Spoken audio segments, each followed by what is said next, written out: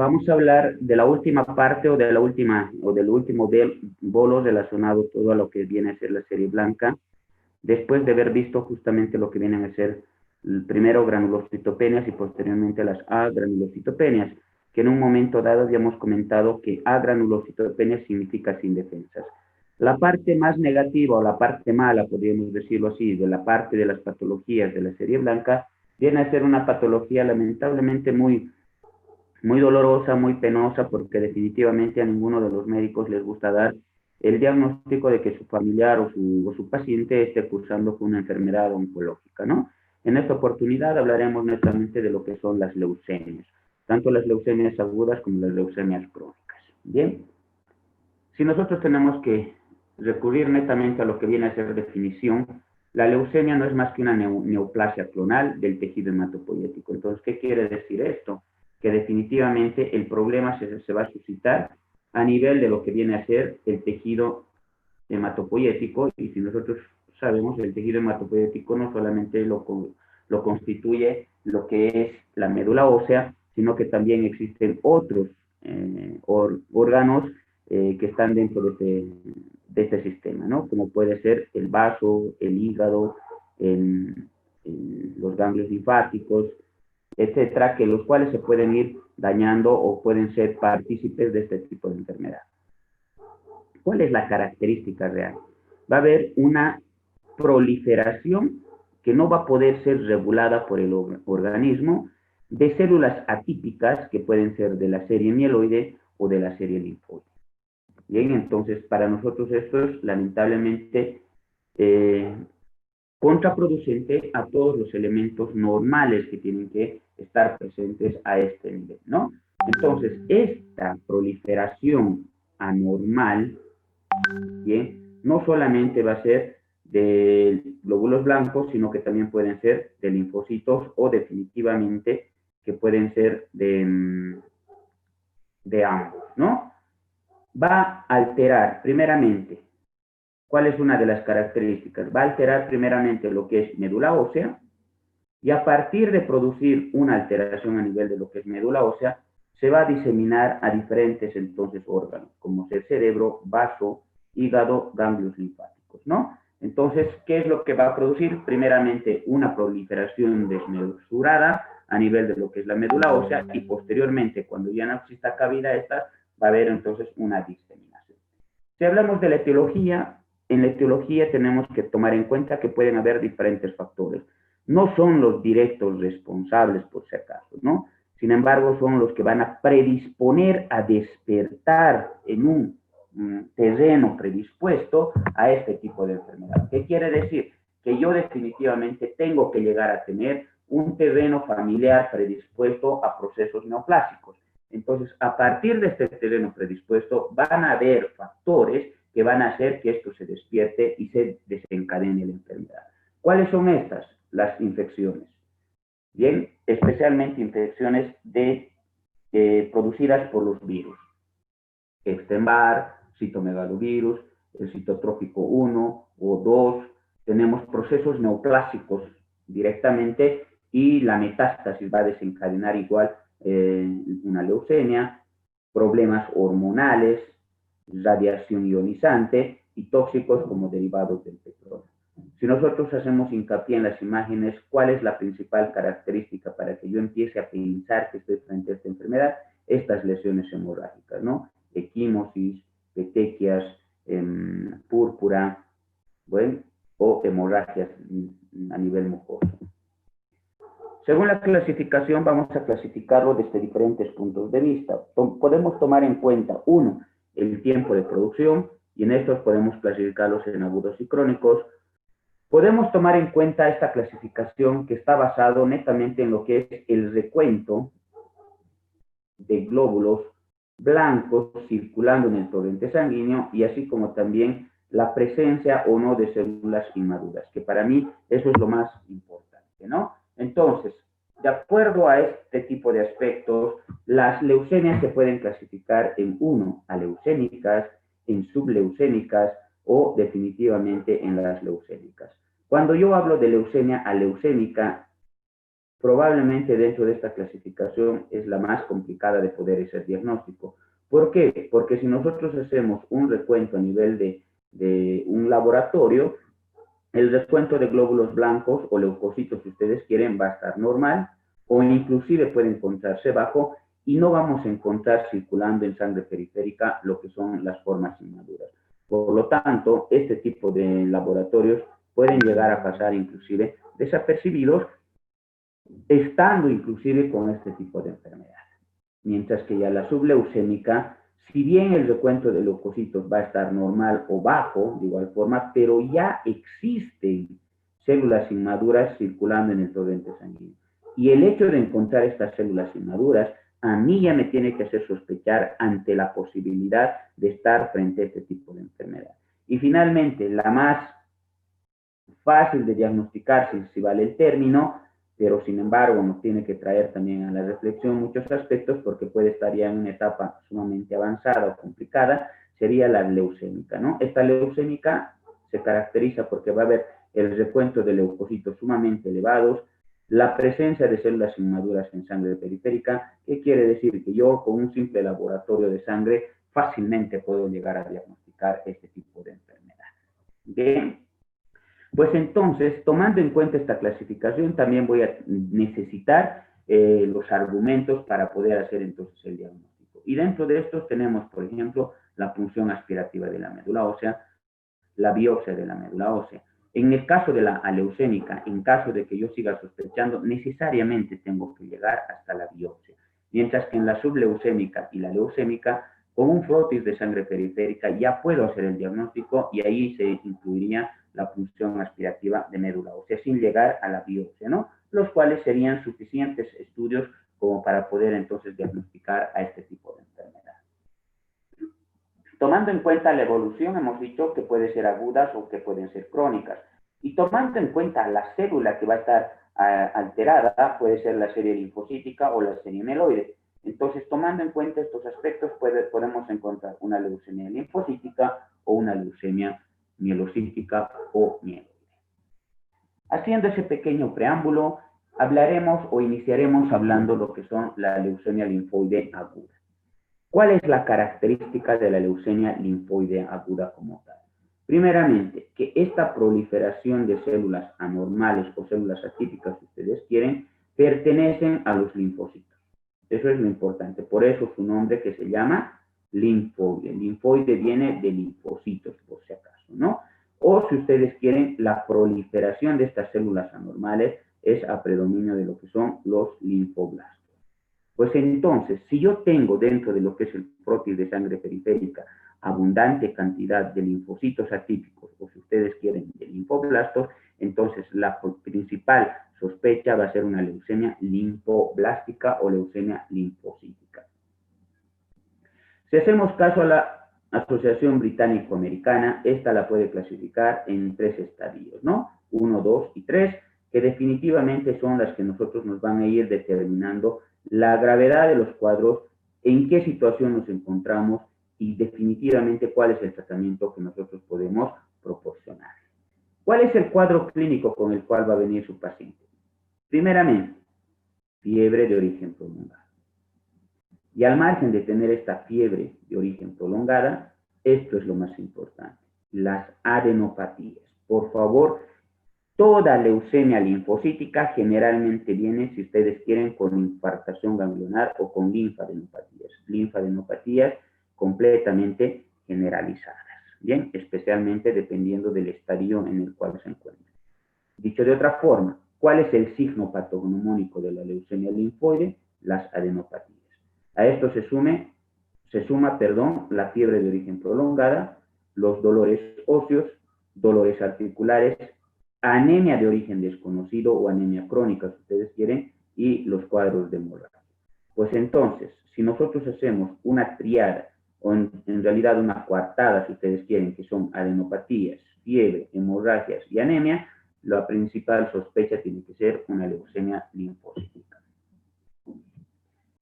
Para hacer yo un diagnóstico y estar 100% seguro de la enfermedad a la cual yo voy a empezar a tratar, tenemos que realizar la biopsia y la punción de médula ósea.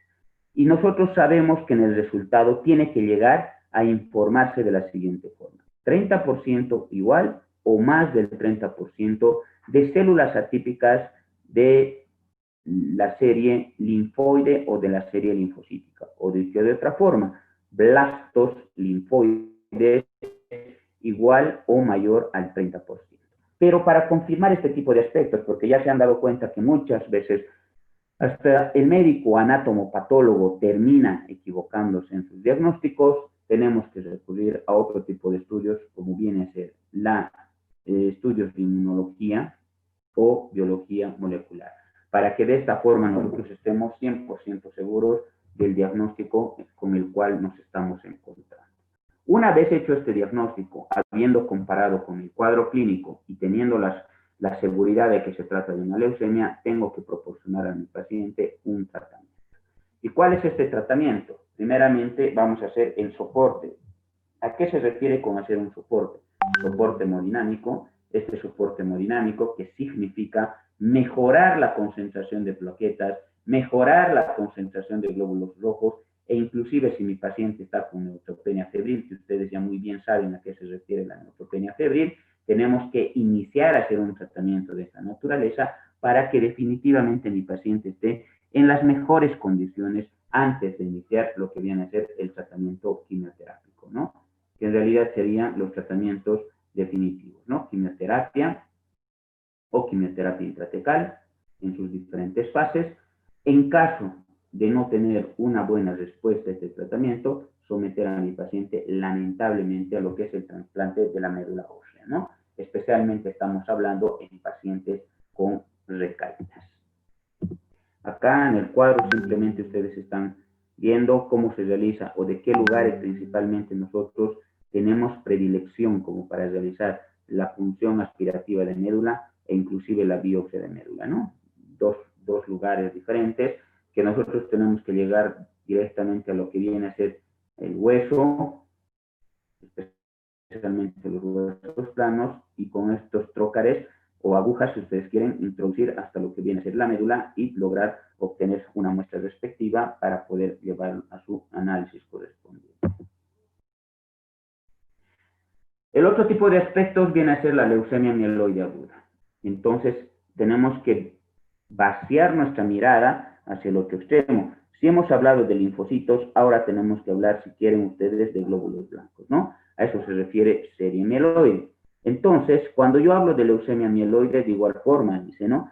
Que es la proliferación anormal de células de la serie de los mielocitos, o si ustedes quieren, células atípicas o mieloblastos.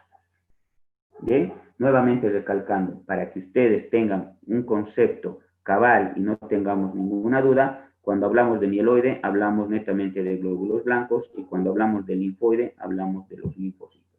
Igual acá interviene la Asociación Británico-Americana, que hace la clasificación de la leucemia mieloide y la hace en 7, ¿no? En 7 estadios. De donde los estadios 1, 2 y 3 y los estadios 6 y 7, tenemos que tomar en cuenta, son los de peor pronóstico, ¿no? Entonces, lo mejor que nos puede pasar a nosotros es encontrar a mi paciente entre estadios 4, inclusive 3, 4 y 5, que serían considerados los estadios de mejor pronóstico, tomando en cuenta este tipo de clasificación. ¿Cuál es el signo capital? Si en la leucemia linfoide el signo capital era las adenopatías, en la leucemia mieloide el signo capital viene a ser la esplenomegalia. Y muchas veces este tipo de enfermedad es un hallazgo netamente de laboratorio odontológico, en el cual, después de haber realizado un examen a nivel de lo que viene a ser la cavidad oral, encontramos que mi paciente se encuentra con hiperplasia gingival, que nos tiene que llamar la atención, ¿no? Si hay una hiperplasia gingival, entonces hay que preguntarse por qué. Y peor aún si estas son sangrantes, o al margen de esto, entonces el paciente tiene antecedentes de sangrar en diferentes momentos y sangrar por diferentes entonces lugares, ¿no? Entonces eso ya me tiene que llamar la atención, porque muchas de las veces estas enfermedades oncológicas son hallazgos de otras profesiones dentro de lo que viene a ser la salud, y en el caso de esta puede ser entonces el odontólogo quien esté diagnosticando este tipo de enfermedad, obviamente siempre y cuando tengamos el conocimiento correspondiente. A esto que se le suma, de igual forma, fiebre de origen prolongado y anemia de causa desconocida. Pues entonces, en los dos casos vamos a encontrar anemia, en los dos casos vamos a encontrar fiebre de origen prolongada, pero sin embargo hay algunas pequeñas diferenciaciones. En la leucemia mieloide va a haber esplenomegalia, mientras que en la leucemia linfoide va a haber linfoadenopatía. De igual forma, en este tipo de cuadro tenemos que recurrir a lo que viene a ser la punción y la biopsia de médula ósea y encontrar igual o mayor al 30% de células atípicas de la serie mieloide, para poder entonces directamente llegar a pensar en este tipo de enfermedad. Y nuevamente, para estar 100% seguros, tenemos que recurrir a lo que viene a ser los estudios de inmunología o biología molecular, y con eso entonces estaríamos aceptando o estaríamos reconfirmando, si vale el término, el diagnóstico que nos habíamos trazado o nos habíamos puesto como interrogatorio. Dentro de lo que es el tratamiento, después de haber sospechado en la posible leucemia mieloide, haber confirmado con la biopsia, tenemos que también someterlos a tratamiento. Acá, si ustedes ven en la parte final de la diapositiva, se estarán dando cuenta acá, el estudio odontológico nos está demostrando, lamentablemente, lesiones a nivel de las encías, una hiperplasia concretamente de las encías, de igual forma en los diferentes cuadros, o hemorragias, inclusive espontáneas, las cuales lamentablemente me tienen que hacer sospechar de este tipo de enfermedad, ¿no? Tratamiento, soporte hemodinámico, lisis tumoral y necesariamente manejo de la neutropenia febril. Nuevamente recalcando, ¿a qué se refiere con esto? El soporte hemodinámico. Si el paciente está con baja de plaquetas, hay que aumentar las plaquetas, hay que mejorar los glóbulos rojos, hay que mejorar el sistema inmunológico y hay que barrer, a eso se denomina por si acaso lisis tumoral, al barrido de las células anormales que se encuentran circulando en nuestra sangre para que estos no vengan a cometer o no vengan a provocar diferentes problemas ya por este tipo de células. Y posteriormente, una vez que mi paciente esté completamente estable, someterlo al tratamiento quimioterápico y en caso de refractariedad al tratamiento de trasplante de médula ósea. Antes de entrar a lo que viene a ser las leucemias crónicas, necesito saber si alguien tiene alguna pregunta con relación a estos dos primeros cuadros. ¿Alguna pregunta, doctores, con relación a las leucemias agudas? Doctor, buenas noches. ¿Cómo está? ¿Se podría hacer una esplenectomía en el caso de la leucemia mieloide? ¿O no es necesario? No, mira, como acá la causa es diferente a alguna patología inmunológica, por ejemplo, te pongo el caso de la púrpura trombocitopénica autoinmune, como su nombre lo dice. En el caso de estas enfermedades autoinmunes, es el vaso, digamos, el responsable de la producción de los anticuerpos contra algunos antígenos presentes en la circulación sanguínea. Y de ahí que se forma el complejo antígeno-anticuerpo, que van a hacer que se destruyan las propias plaquetas. En este caso, sí estamos muy de acuerdo. O en casos de que se presenten enfermedades por hiperesplenismo secundario, que esto significa una hiperfunción a nivel de lo que viene a ser el vaso. Pero en este caso no habría mucha necesidad, porque lamentablemente en realidad en este cuadro no es el determinante, ¿no? No es el que está produciendo o no es el que está causando la formación de los anticuerpos, sino este es un signo más que a nosotros nos está orientando a favor de la enfermedad. Gracias, doctor. ¿Alguna otra pregunta, doctores?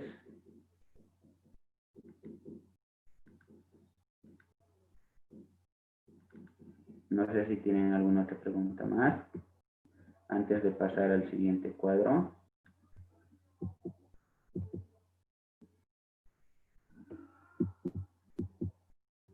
Ninguna, ¿no? Continuaremos entonces.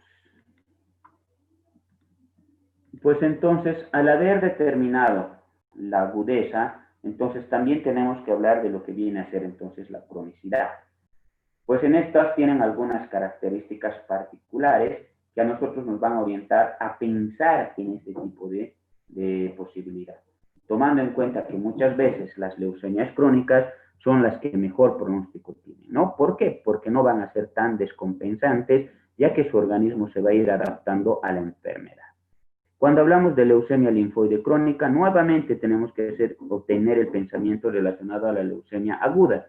Y entonces habíamos dicho leucemia linfoide, ¿por qué? Porque las células anormales son linfocitos, o si ustedes quieren son linfocitos atípicos, linfocitos maduros, si ustedes quieren, ¿no?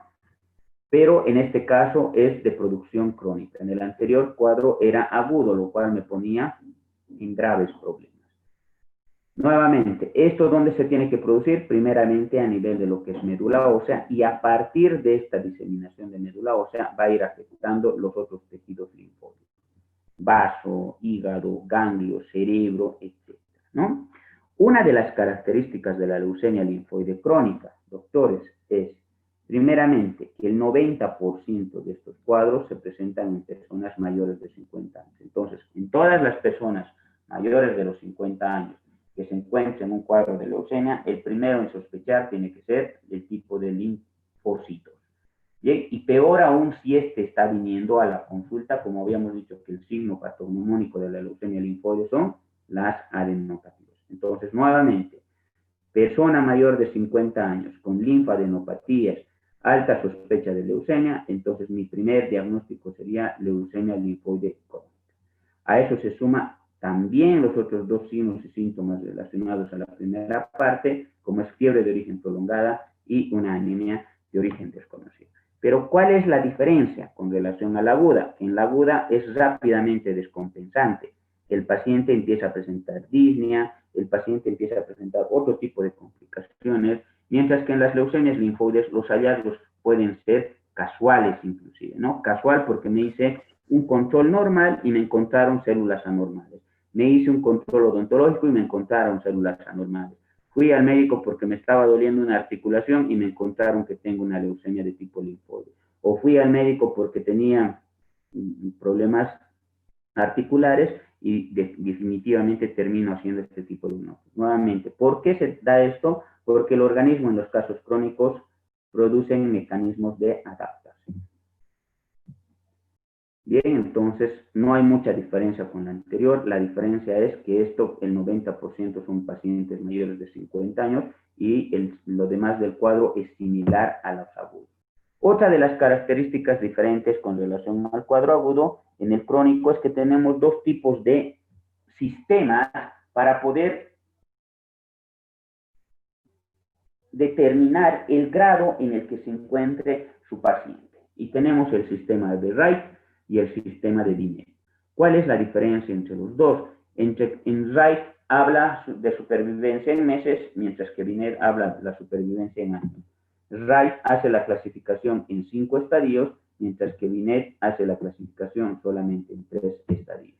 Pero que toman en cuenta los mismos aspectos, toman en cuenta los mismos aspectos. Ejemplo, en el sistema Wright hacemos la clasificación desde lo que es el estadio 0 hasta el estadio 4, de donde el estadio 0 es completamente denominado de bajo riesgo, mientras que el estadio 1 y 2 son considerados de riesgo intermedio y el estadio 3 y 4 lamentablemente tenemos que considerarlo como de riesgo alto. ¿Riesgo alto de qué? Riesgo alto de complicaciones, riesgo alto de mal pronóstico y riesgo alto de que el paciente puede llegar a vivir inclusive menos de 2 años, ¿no? A eso se refiere. ¿Cuáles son los parámetros que nosotros tenemos que tomar en cuenta? En el riesgo 0, por si acaso, o en el grado 0, si ustedes quieren, solamente van a haber células anormales o células atípicas tipo linfocitos en sangre periférica y médula ósea. Más nada. Pues si nosotros diagnosticamos en este estadio o en esta etapa a mi paciente, la supervivencia según Wright es más de 150 meses. El estadio 1 encontramos linfocitos anormales o atípicos, si ustedes quieren, en sangre periférica, en médula ósea, pero ya hay adenopatías, pues es un estadio 1, la supervivencia se encuentra entre 101 meses. En el estadio 2, linfocitos anormales, adenopatías, hepato y esplenomegalia ya bajamos a 71 meses.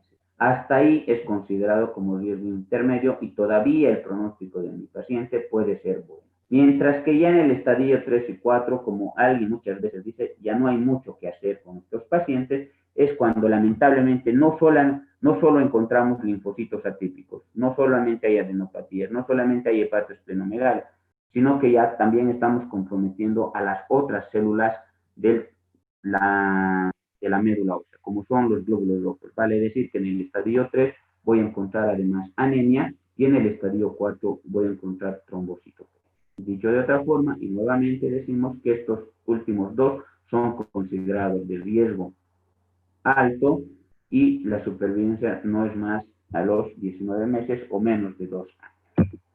Y DINET toma en cuenta los mismos aspectos, solamente que estamos diciendo que la supervivencia los hace en años, ¿no?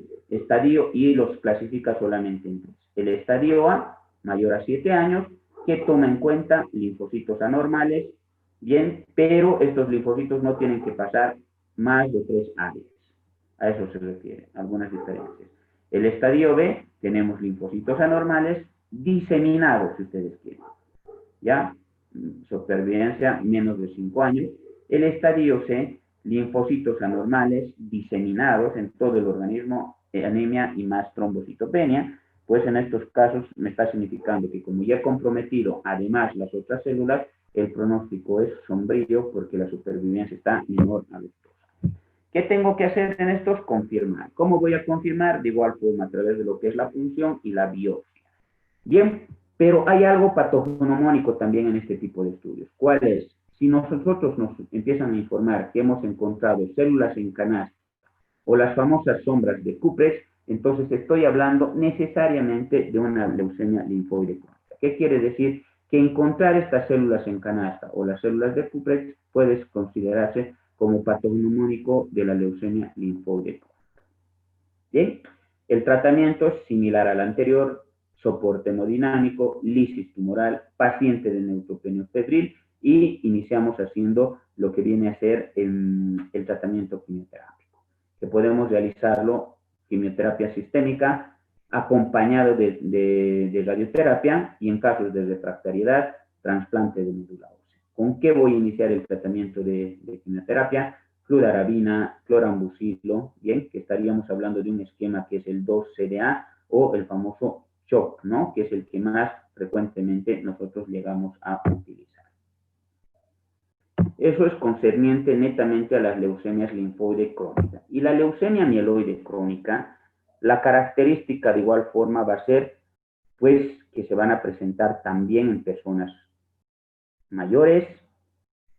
Nuevamente repitiendo, las células anormales son de la serie granulocíticos, si ustedes quieren, de los glóbulos blancos.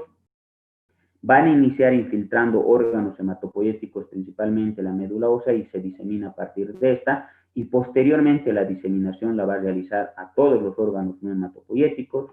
La característica o el signo hemos dicho que tiene que ser la esplenomegalia, acompañada de fiebre, anemia, y algo que nosotros hemos ido viendo también en el transcurso de los diagnósticos es la hiperuricemia. La hiperuricemia va muy de la mano de estos pacientes con leucemia mieloide crónica, por si acaso. Y es así que a nosotros nos ha tocado encontrar pacientes que han recurrido a la clínica por gota, porque les dolía el primer dedo gordo del pie, estaba inflamado, tenía ácido úrico sumamente elevado por los cielos, y han terminado haciéndose diagnósticos de leucemia mieloide, como bien les digo, va de la mano de este tipo de enfermedad, y al margen de presentar un dolor retroesternal.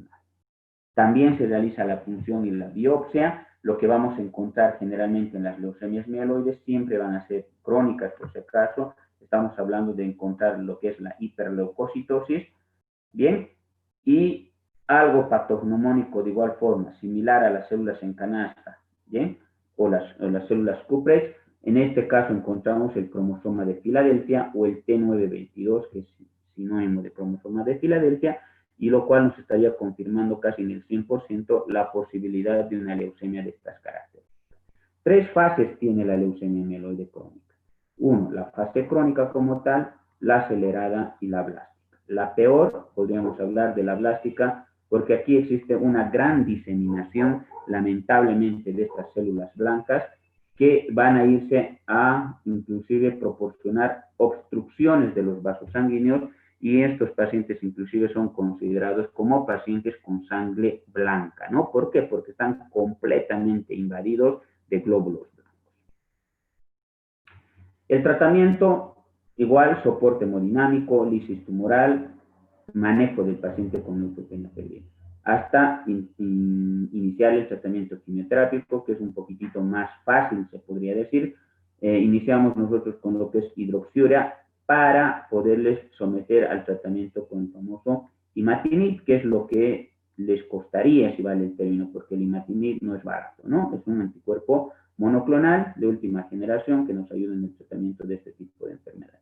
Y en caso de no tener o ser refractario al imatinib, tenemos que someter a mi paciente a lo que es el trasplante de médula ósea. Hasta ahí, doctores, es lo concerniente a leucemias crónicas. No sé si alguien quiere preguntar.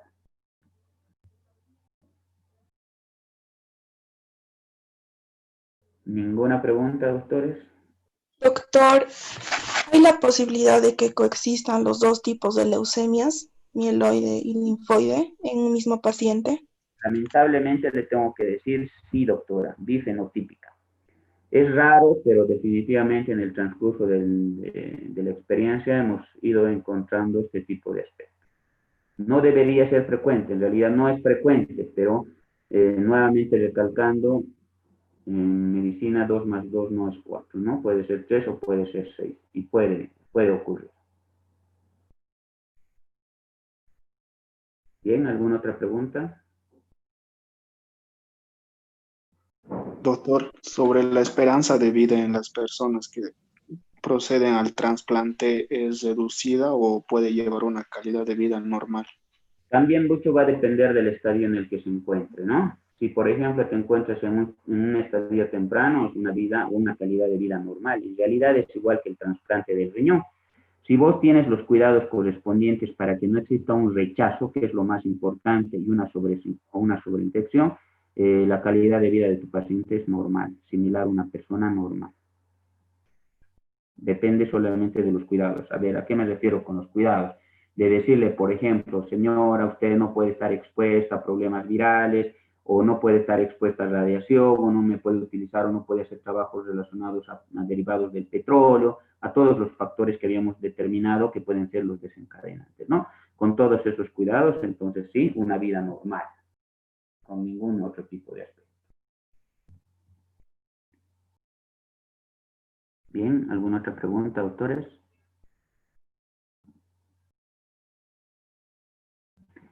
Bien, y finalizaríamos con los síndromes mielodisplásicos, que no engloba ni en lo que es leucemia mieloide ni lo que es leucemia linfoide.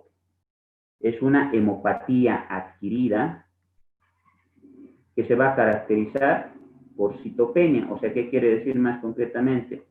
Por anemia, leucopenia o trombocitopenia, que puede ser esta por una hematopoiesis ineficaz, con anomalías morfológicas y que con frecuencia pueden evolucionar a una leucemia aguda no linfoide. Por lo tanto, es importante también poder llegar a este tipo de diagnóstico para no progresar a una enfermedad de tipo oncológica. ¿Cuáles son estas consideradas? La anemia refractaria sideroblástica, la anemia refractaria con exceso de blastos, la anemia refractaria con exceso de blastos en transformación y la leucemia mielomonocítica crónica. De estas, ¿cuál es la más frecuente con relación al porcentaje? La anemia refractaria es la que se va a presentar en el 30% de los casos, o es la más frecuente, si ustedes quieren, seguida definitivamente de la anemia refractaria con exceso de blastos, que se va a presentar hasta en el 25% de los casos. Son los dos casos mucho más frecuentes. Y si nosotros seguimos hablando con relación a frecuencia, el tercero sería la anemia refractaria sideroblástica, ¿no? Este estaría englobado dentro de lo que son los 18%. Esa sería más o menos la forma de presentación de estos problemas mielodisplásicos que ya estamos indicando que son también necesarios de poderlos diagnosticar, debido a que nosotros tenemos que evitar que estos puedan progresar hacia un cuadro de leucemia aguda, pero no linfoide. En este caso, se trataría casi de una leucemia mieloide. Dentro de lo que es la clínica, el paciente tiene que venir generalmente así como ven en las imágenes, con púrpuras, con equimosis, con petequias, sangrados, que muchas veces están relacionados, dependiendo a lo que este paciente pueda llegar a tener, o simplemente infecciones a repetición. Bien, pueden haber anemias de... Hemos quedado que el cuadro clínico de los pacientes con síndromes mielodispásicos van a estar relacionados debido al cuadro con la célula alterada con la cual entonces se van a presentar. Por ejemplo, van a tener un cuadro clínico relacionado solamente a anemia, pueden haber relacionados a cuadros de infecciones por la neutropenia o la leucopenia, o pueden estar relacionados a hemorragias a consecuencias de las trombocitopenias, ¿no? O en ocasiones se pueden presentar la pancitosis, que se llama, vale decir, los tres elementos al mismo tiempo, lo cual entonces ya nos estaría hablando de un tanto de gravedad de mi paciente, ¿no? Solamente se pueden presentar con cuadros infecciosos de repetición o accidentes hemorrágicos, o definitivamente mi paciente solamente puede llegar a presentarse con una esplenomegalia sumamente entonces importante, la cual me puede desencadenar en este tipo de enfermedad. Ahora, con relación a la pregunta que hacía su compañero, acá sí podríamos pensar en realizar entonces la esplenectomía. Algo característico, por eso justamente estamos indicando que estos van a evolucionar, pero a una leucemia no linfoide. Y al decir una leucemia no linfoide, estaríamos hablando de una leucemia de tipo mieloide. No existen adenopatías. Bien, por eso es que no puede evolucionar a una leucemia linfoide, porque hemos dicho que las leucemias linfoides tienen que presentarse necesariamente con adenopatías, ya sean en 3 segmentos o de manera diseminada. Lamentar que no existe tratamiento. Bien, a esto se lo tiene que tratar solamente de acuerdo al cuadro o a la sintomatología que este paciente presente. Ejemplo, en caso de tener anemias severas, lo haré transfusiones, utilizaré la eritropoyetina. En caso de complicaciones infecciosas, utilizaré antibióticos. En caso de accidentes hemorrágicos, utilizaré plaquetas. Bien, o algunas otras drogas que me vayan ayudando a este tipo de aspectos, como por ejemplo es el caso del filgrastim, la lenalidomida, la azacitidina, la decitabina o el trasplante de células madres, que sería lo último que yo puedo realizar en este tipo de pacientes para poder mejorar, si vale el término, la disminución de estos elementos formes de la sangre, como son los glóbulos rojos, los glóbulos blancos y las plaquetas. Y de esta manera prevenir los cuadros clínicos que estos pueden llegar a presentar a consecuencia de la producción disminuida. Esa es toda la parte relacionada a lo que viene a ser la serie roja, perdón, la serie blanca. Con eso estaríamos concluyendo, si vale el término, todo lo concerniente a esta parte relacionado a glóbulos blancos netamente, ¿no? No sé si tienen alguna pregunta.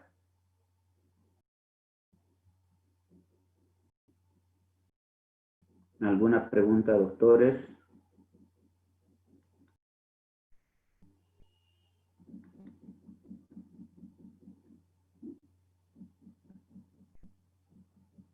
¿Ninguna?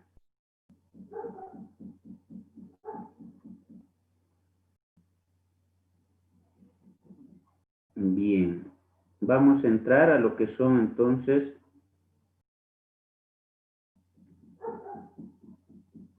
el último capítulo o las últimas células de la sangre, que en este caso para nosotros son las plaquetas, que también juegan un papel sumamente importante dentro de lo que viene a ser el torrente sanguíneo, ¿no? Y las plaquetas no son más que corpúsculos o fragmentos de células, si ustedes quieren, porque no son consideradas como verdaderas células. Sin embargo, nosotras las denominamos como las células juguetonas del organismo, pero dicho de otra forma, acá le estamos aclarando que son corpúsculos que van a medir entre 2 a 5 micras de diámetro. Necesariamente se originan de los megacariocitos, desde lo que es la médula ósea, y la cantidad normal que nosotros tenemos que llegar a tener es entre 150.000 a 450.000 por milímetro cúbico de sangre. El tiempo o el promedio de vida de las plaquetas oscila entre 7 a 10 días. ¿Cuál es el papel fundamental de las plaquetas? ¿O para qué nos sirven las plaquetas? Para lo que viene a ser la coagulación y la hemostasia. Para estos dos aspectos son lo que nosotros necesitamos a las famosas plaquetas.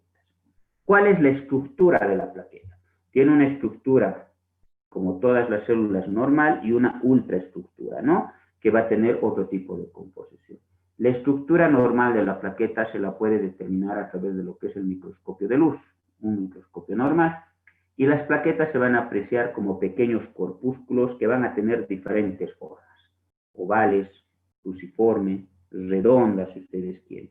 Pero lo que sí le caracteriza a las plaquetas es que van a tener filamentos protoplasmáticos, que le van a dar la forma especialmente de una estrella, y estas o un conglomerado, o vale decir grupos de células más o menos compactos. Esa es la característica principal con la que nosotros la vamos a poder encontrar cuando realicemos el frotis de sangre periférica. Nuevamente, pueden llegar a tener diferentes formas, pero la característica de estos corpúsculos son que tienen filamentos protoplasmáticos que le dan el aspecto de estrellas, y es como si estas estuvieran siempre en conglomerados o grupos compactos. Si nosotros lo teñimos con bring a las plaquetas, vamos a encontrar que tienen dos áreas, una parte central y una parte periférica. La parte central, que se llama cromómera, se va a pintar de un color rojo-violeta, mientras que la parte periférica, que se llama hialómera, se va a pintar de un color azul pálido, ¿no? Es la forma como nosotros podemos ir determinando ya las diferentes zonas de la plaqueta. La ultraestructura de la plaqueta, que es lo que estamos diciendo, que hemos comentado, va a estar determinada solamente a través del microscopio electrónico. Y esta ultraestructura de la plaqueta está constituida por lo que viene a ser la membrana plaquetaria, los cuerpos densos, los gránulos alfa, las mitocondrias y el sistema tubular. Son estos elementos que le van a dar entonces a la plaqueta esta ultraestructura, ya que cada elemento de la ultraestructura plaquetaria va a cumplir diferentes funciones porque tienen diferentes elementos de manera individualizada. La membrana plaquetaria, ¿qué es lo que tiene? Colágeno, ADP, serotonina y adrenalina. Los cuerpos densos, que son formaciones en forma de vacuolas, que son ricas en serotonina, calcio, ADP y ATP.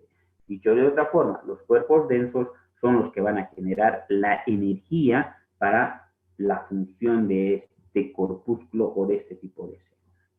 Los gránulos alfa, que son ricas en factores de coagulación y además ricas en lisosimas. Y gracias a estos gránulos también a las plaquetas se le da otra función, que es fagocitar. Mientras que las mitocondrias, que se encuentran entre 15 a 60 por plaquetas, que son las generadoras de hidratos de carbono o de glucosa, si ustedes quieren, para seguir generando energía y el buen funcionamiento de las plaquetas, y el sistema tubular, que son de dos tipos, como es el superficial y el polar. Todos estos elementos de la ultraestructura de la plaqueta tienen que estar almacenados en dos depósitos. Es así que nosotros podemos identificar el depósito metabólico y el depósito de almacenamiento. ¿Cuál es? Donde principalmente se encuentran la mayor parte de estos elementos que conforman la ultraestructura de la plaqueta, es el depósito metabólico. En este se encuentran las mitocondrias, los gránulos alfa, la membrana, y son los que van a participar en todas las reacciones metabólicas de la célula, por si acaso, ¿no? Mientras que solamente un elemento es el que se encuentra en el depósito de almacenamiento, que serían los gránulos densos, ¿no? Y como bien hemos dicho, los gránulos densos, al tener las lisosimas en su interior, nos van a ayudar a que las plaquetas también en algún momento jueguen el papel de fagocitosis. ¿Cuál es la función de la plaqueta? ¿Cuál es la principal función? Hemos dicho coagulación y hemostasia. ¿Cómo hacen esta función las plaquetas? Fácil. Tenemos que decir primeramente que estas son sumamente sensibles ¿a qué? a diferentes estímulos, pero preferentemente estímulos relacionados a lesión endotelial. ¿Qué quiere decir? A la lesión de un vaso sanguíneo. Cuando yo tengo una solución de continuidad o una lesión endotelial, rápidamente las plaquetas se van a ir a adherir al subendotelio para evitar, en una primera instancia, la fuga de la sangre, ¿no? A esto se llama adhesividad plaquetaria. Si nosotros aquí hacemos un pequeño dibujo así más o menos, lo vamos a hacer. No soy tan buen dibujante, pues acá están circulando todo lo que son todos los elementos formes y también las plaquetas. Pero al encontrar un coágulo, automáticamente las plaquetas se van a ir pegando a esta solución de continuidad. A esto se llama adhesividad plaquetaria. Y al mismo tiempo va a empezar a liberar diferentes sustancias para producir quimiotaxis y se produzca mayor agregación de las plaquetas y formen lo que nosotros constituimos el primer tapón plaquetario, ¿no? Hasta ahí puede salir este tapón plaquetario. Y de esta manera evitamos la fuga de la sangre a través de esta solución de continuidad. ¿Bien? Hasta este momento se llama hemostasia primaria, por si acaso, ¿no? Porque la hemostasia puede ser primaria y puede ser secundaria. Esta hemostasia primaria, lamentablemente tenemos que decir que es corta, y de ahí que fácilmente puede ser barrido por la propia sangre y seguir con el problema del sangrado. A partir de esta, las plaquetas entonces se encargan de producir sustancias que van a ir a estimular ¿a quién? A todo lo que es la cascada de coagulación y de esta manera completar el proceso justamente de coagulación y hemostasia. Entonces ya tenemos, lo primero que hacen las plaquetas es adherirse a la lesión y luego llaman a sus otras compañeras y se produce la agregación plaquetaria formando el tapón plaquetario. Para que esto ocurra necesitamos de dos elementos importantes. Uno, las adhesinas, que serían las sustancias que van a actuar en los receptores que van a ayudar a la adhesividad plaquetaria, y las integrinas, que son considerados los sitios donde se va a producir la unión. Por lo tanto, entonces, si no existen adhesinas, no va a haber adhesividad. Si no existen integrinas, no existe el sitio donde va a actuar la adhesina y por lo tanto tampoco actuarían en la adhesividad y por lo tanto no se iniciaría el proceso de hemostasia. Pero no solamente estos elementos son los que sirven para que funcione adecuadamente las plaquetas. También tenemos otros elementos, otras proteínas plasmáticas y endoteliales que van a favorecer esta adhesividad plaquetaria. ¿Cuáles son estas? El factor de von Willebrand, la fibronectina y la trombosponina. Tres proteínas sumamente importantes encargadas de reforzar o encargadas de poder iniciar lo que es la adhesión plaquetaria. Entre otras funciones que van a cumplir las plaquetas, ya hemos hablado, está fagocitosis, está una función procoagulante, está función de contracción del vaso y también retracción del coágulo. Son funciones secundarias a las plaquetas, tomando en cuenta que la función principal de estas es la hemostasia y la coagulación. ¿Cuáles son las propiedades físico-químicas? Primero, que tienen carga eléctrica negativa. Y al tener carga eléctrica negativa, entonces una célula a otra se repele, nunca se van a llegar a unir.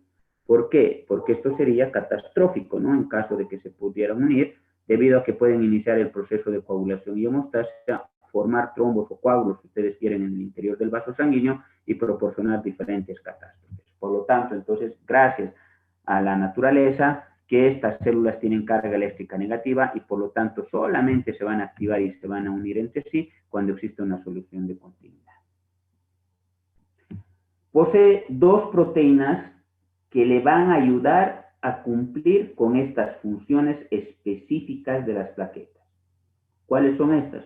La trombostenina y el fibrinógeno. Entonces, nuevamente, la trombostenina y el fibrinógeno son las dos proteínas importantes de las plaquetas para cumplir la función por la cual han sido desarrolladas, como es la coagulación y la hemostasia.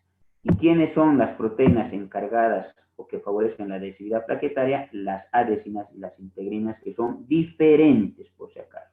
¿Y cuáles son las otras proteínas que participan en la adhesividad plaquetaria? El factor de von Willebrand, la fibronectina y la trombostomía.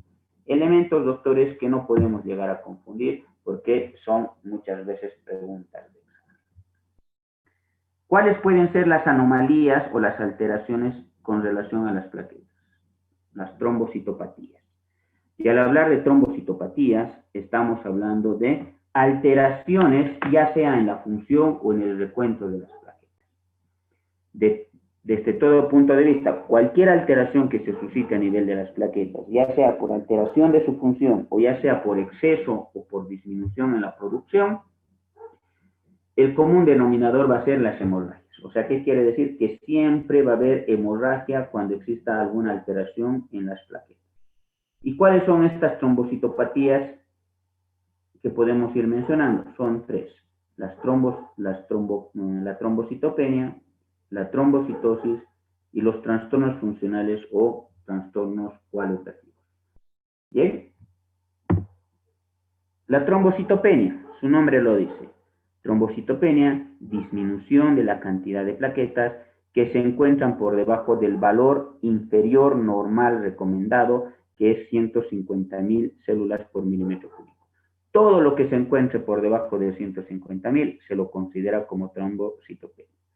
¿Cuáles son las causas principales para que se presente esta trombocitopenia? Puede ser alteraciones a nivel del sistema hematopoyético, donde lamentablemente se produzca una disminución en la producción plaquetaria o en ocasiones una aceleración de su destrucción. Puede haber por afectación de la vida, mejor dicho, de las plaquetas, que esto puede estar relacionado, por ejemplo, con alteraciones inmunológicas o aquellas que aumentan su fagocitosis o su secuestro, como es el caso de los problemas septicémicos o en los casos de estados de shock, ¿no? Que son los principales responsables. El otro extremo se llama trombocitosis. Ya también acá hay un incremento excesivo de la cantidad de las plaquetas, que superan a los 450.000. Estos trastornos son generalmente transitorios y son asintomáticos, por si acaso, ¿no? Hasta ahí estamos bien. Sin embargo, cuando este trastorno se torna crónico, bien, nosotros ya tenemos que pensar que hay una proliferación que no está siendo regulada en la producción de las plaquetas. Y esto ya nos puede orientar lamentablemente a un síndrome mieloproliferativo. ¿Qué quiere decir esto? Entonces, este exceso de plaquetas puede asociarse con otra enfermedad oncológica. Por lo tanto, eso es lo que yo tengo que ir lamentablemente valorando. Entonces, cuando estos superan de manera crónica, vamos a ponerlo los 500.000, 600.000 o los 1.000.000, entonces tenemos que pensar en una trombocitopenia esencial, que nuevamente les recalco, ya es considerado como un síndrome mieloproliferativo y tengo que tomar cartas en el asunto. Las principales causas para que se produzca una elevación de las plaquetas sin que éstas sean malignas: 1, hemorragias agudas o hemorragias crónicas. Lo primero que tengo que pensar: mi paciente está sangrando por algún lado, por eso que las plaquetas están aumentadas. 2, posterior a una flebotomía. ¿Qué quiere decir posterior a la extracción de sangre de mi paciente? En el caso, por ejemplo, de que alguna persona es donante, en una primera instancia va a haber aumento de las plaquetas como mecanismo de compensación, los cuales se van a ir normalizando después de 48 a 72 horas. Ahí se encuentran las cirugías mayores, donde lamentablemente existen gran pérdida de glóbulos rojos, la esplenectomía, que puede ser otra de las causas para que haya disminución de los, para que haya un exceso en la producción de los glóbulos, de las plaquetas, mejor dicho, y nuevamente recalcando, los procesos malignos pueden hacer que se aumente la cantidad entonces de las plaquetas y nosotros no estemos sospechando en este aspecto, y si vale el término, nos podemos comer una enfermedad oncológica que puede ser de riesgo o peligroso para mi paciente.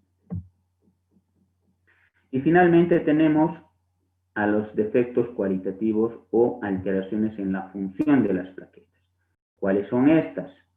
Tenemos a la tromboastenia de Glassman, al síndrome de Bernard-Follier o al síndrome de Bishop-Aldrich, que todos estos son trastornos cualitativos de las plaquetas. Dicho de otra forma, son trastornos en la funcionalidad de las plaquetas.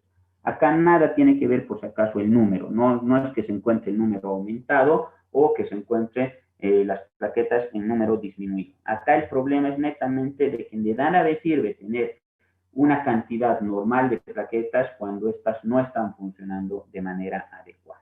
¿Y cómo me puedo dar cuenta que no están funcionando de manera adecuada? Uno, que el coagulograma va a ser normal con excepción de que del tiempo de sangría. Por lo tanto, cuando estábamos avanzando en la parte de práctica, habíamos indicado que lamentablemente ninguno de los cirujanos toma en cuenta estos aspectos, ¿no? El tiempo de sangría nos sirve de mucho para valorar cómo está la función de las plaquetas. Si este se encuentra alterado, mi primera sospecha tiene que ser sus plaquetas de este paciente se encuentran alterados desde la funcionalidad, por lo tanto, no va a formar tapón plaquetario y el paciente se va a desangrar. Por lo tanto, no puedes autorizar una cirugía, no puede autorizar una intervención odontológica, no puede autorizar cualquier procedimiento invasivo debido nuevamente y recalcando a que existe este tipo de alteración. ¿Por qué se va a caracterizar, por ejemplo, el tromboastenia de Glasgow? Porque va a haber una alteración o una deficiencia en el complejo glucoproteico 2B3A, ¿bien? Que son los que van a actuar como receptores del fibrinógeno. Y el fibrinógeno es uno de los principales factores de la coagulación, ¿bien? Y si vale el término, potentes para que se produzca este tipo de función. Por lo tanto, entonces, al tener esta deficiencia, lamentablemente no voy a tener actuación de este factor de coagulación. El síndrome de Bernard-Solier, su trastorno está en el complejo glucoproteico, también es deficiencia del factor glucoproteico 1B9, que es el receptor plaquetario ahora del factor de von Willebrand. Y nosotros hemos dicho que el factor de von Willebrand es una proteína indispensable que actúa para favorecer la adhesividad plaquetaria. Por lo tanto, si no tenemos estos receptores por alteración del complejo glucoproteico, no vamos a formar tapón plaquetario o vamos a tener un tapón plaquetario sumamente debilitado por falta de factor de von Willebrand. Y finalmente tenemos el síndrome de Bizoft-Aldrich, cuyo trastorno radica en el complejo glucoproteico 1B1A, bien, que produce un defecto en la cialoforina. ¿Cómo lo detectamos? A través de lo que es el CD46. ¿Qué es lo que va a producir? Una alteración de la codificación genética del cromosoma 16. Por lo tanto, entonces, este Bizoft-Aldrich ya tiene trastornos cromosomales por alteración, entonces, también del complejo glucoproteico 1B1A, y lamentablemente estos pacientes también terminan produciendo hemorragias. Nuevamente recalcando, los trastornos relacionados a las plaquetas no solamente están relacionados al número, sino que también pueden estar relacionados a la función. ¿Cómo nos damos cuenta? A través del tiempo de sangría. ¿Cómo tiene que estar el tiempo de sangría en caso de que exista una alteración de la función de las plaquetas? Aumentada. ¿Bien? ¿Alguna pregunta, doctores? Y con eso ya no les molesto. Con eso concluiremos su clase de hoy día. ¿Alguna pregunta con relación al tema? ¿O no me han entendido nada? ¿O están viendo el partido de Perú? No, mentira, juega a las 8 de la noche. ¿Alguna pregunta, doctores? ¿O está todo claro?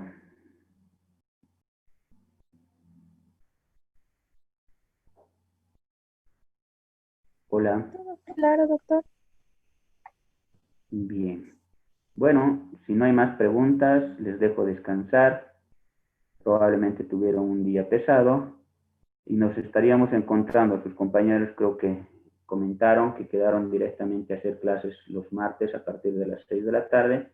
En caso de que exista alguna alteración o no se pueda, solamente comuniquen y nosotros quedamos para qué día poderlo realizar, ¿no? Porque definitivamente no he alcanzado ni el 50% de asistentes y que para mí es un poquitito eso preocupante, debido a que, quieran o no quieran, muchas veces de algunas charlas se quedan conceptos que nos pueden llegar a servir, primero, en mi vida profesional y segundo, para poder entonces rendir un examen de segundo parcial. ¿Listo, doctores? Por favor, hagan, si vale el término, la diseminación o la convocatoria para que podamos participar los martes, o caso contrario, entonces, si no se puede, determinen otro día y otro horario. ¿Listo, doctores? Quedaremos en eso. Gracias, doctor. Hasta luego. Está bien, doctor. Hasta luego, Muchas doctor. gracias. Gracias. Hasta